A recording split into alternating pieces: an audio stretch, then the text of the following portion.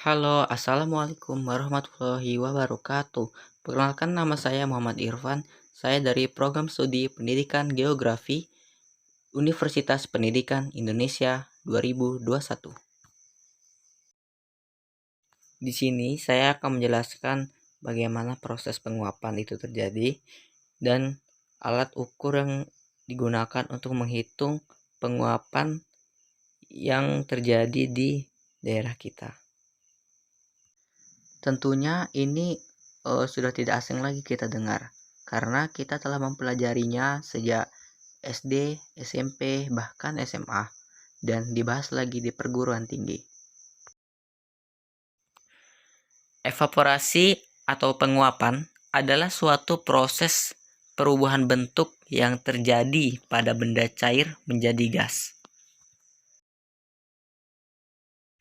Kemudian dapat kita lihat pada gambar bahwasannya evaporasi itu terbagi menjadi tiga, yaitu evaporasi yang terjadi di air laut dan sungai, danau, kemudian transpirasi yang terjadi pada tumbuhan, dan yang terakhir evapotranspirasi, yang dimana kombinasi proses kehilangan air dari suatu lahan menuju ke atmosfer melalui dua proses, yaitu evaporasi dan transpirasi.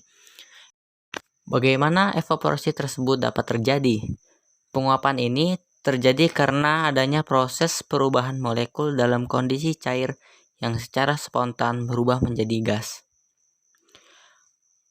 Hal ini dikarenakan adanya sinar matahari yang mengenai air pada permukaan bumi.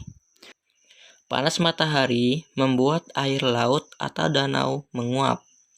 Uap air terkumpul di udara dalam bentuk awan. Kemudian, awan yang penuh dengan uap air tertiup angin ke daratan. Lalu, uap air jatuh ke bumi dalam bentuk hujan. Air akan berusaha kembali ke laut, sebagian terserap di tanah, akar pohon, dan dataran rendah yang ada di bumi.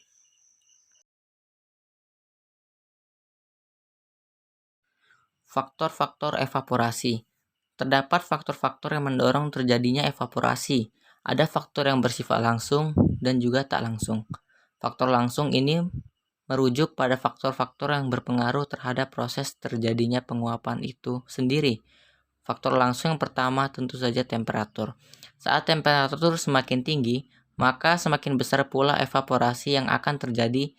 Saat tekanan uap semakin tinggi pada uap air tersebut, evaporasi juga semakin tinggi. Selain temperatur, faktor langsung lainnya adalah kecepatan angin. Semakin cepat angin ini, semakin besar pula terjadinya penguapan atau evaporasi. Faktor-faktor langsung lainnya termasuk juga kelembapan udara. Apabila kondisi kelembapan udara sedang tinggi, evaporasi yang terjadi akan semakin rendah. Intensitas sinar matahari juga banyak berpengaruh di sini. Semakin lama terpapar sinar matahari, evaporasi yang terjadi juga semakin tinggi. Sementara faktor tidak langsung yang mempengaruhi proses evaporasi di sini adalah tata letak lintang, di mana lokasi evaporasi terjadi, ketinggian dari tempat tersebut sendiri, serta periode waktu evaporasi terjadi. Biasanya dalam rentang bulan-bulan tertentu, intensitas evaporasi akan lebih tinggi daripada di bulan-bulan yang lain. Selanjutnya, alat-alat evaporasi. Yang pertama, open pan evaporimeter atau panci penguapan. Yang kedua, pitch evaporimeter. Alat ini berfungsi untuk mengukur besarnya penguapan dalam satu hari. Satuannya adalah milimeter. Ukuran alat ini tinggi 25,4 cm dan diameter alat 120,7 cm. Alat ini dilengkapi dengan termometer air Sigbellani atau termometer apung yang fungsinya untuk mengetahui suhu air pada panci. Kemudian cup counter anemometer tingginya 0,5 meter. Ini berfungsi untuk menghitung kecepatan angin yang berpengaruh pada saat penguapan terjadi. Kemudian alat pengukur tinggi permukaan air atau Hooke-Gough Dan satu lagi style well. Cara menggunakannya, yang pertama, isi panci dengan air.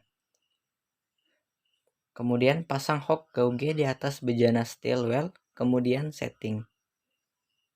Ketiga, ukur suhu udara dan suhu air. Selanjutnya, pengukuran dilakukan 3 kali. Selanjutnya, setiap pengukuran harus men-setting kembali style well. Dan terakhir, ambil kesimpulan. Jadi, adanya alat ini sangat membantu kita dalam mengetahui seberapa besar penguapan yang terjadi di daerah kita. Mungkin sekian materi dari penguapan dan alat ukurnya yang dapat saya sampaikan.